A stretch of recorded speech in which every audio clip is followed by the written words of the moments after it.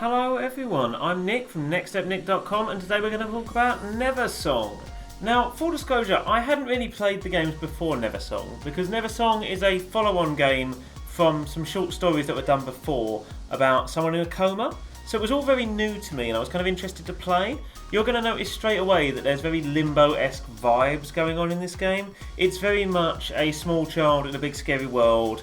You're out there trying to find the girl that is basically your best friend who's gone missing and you want to track her down.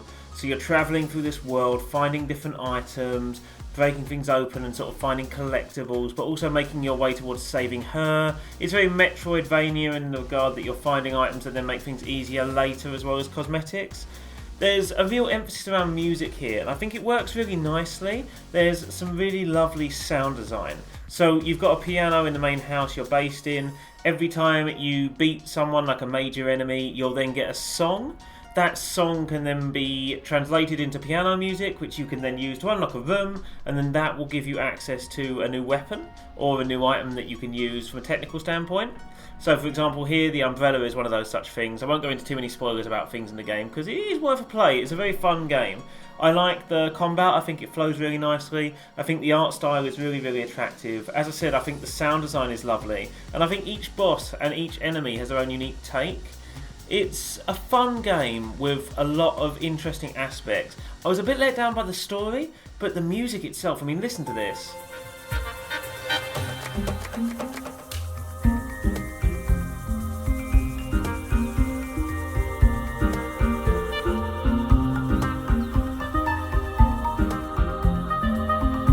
It's such beautiful music, and that sound design permeates through the story as well. There's some really wonderful art that really lends itself to this sort of sound as well. I mean, check this out. Closer to my teeth, little Pete. Your friends won't miss you fast asleep. Oh, it works so well. It works so well to be really creepy and eerie, and it really hits home that idea of this terrifying, unnerving world. A lot of the enemies as well feed into that. They're really creepy and strange and very eldritch, but they're grounded in reality, so there's something really unnerving about them, and I really like that. The one thing I would say though is the game is kind of verging on a little bit too edgy.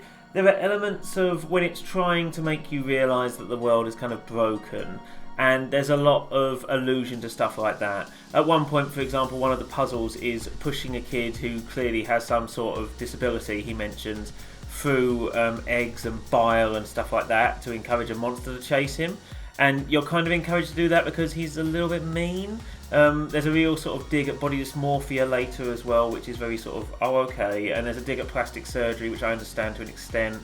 I didn't really like as well the way they sort of mention Skunky here and they say, he's going to be the kind of person who works at a grocery store forever. There are moments where you think, yeah, this is an interesting game with some really eerie elements, but when you try too hard to make it kind of edgy, yeah, it can sometimes be a bit too much and it detracts from that feeling of a creepy, odd world because you're making that character think things rather than allowing me to think things myself and kind of imagine myself as the character. But it's a really interesting game, Neversong. I definitely suggest giving it a go. If you have enjoyed this video, please don't forget to like, share and subscribe, and make sure you head over to nextstepnick.com for all the latest news, and hopefully I'll catch you again very soon.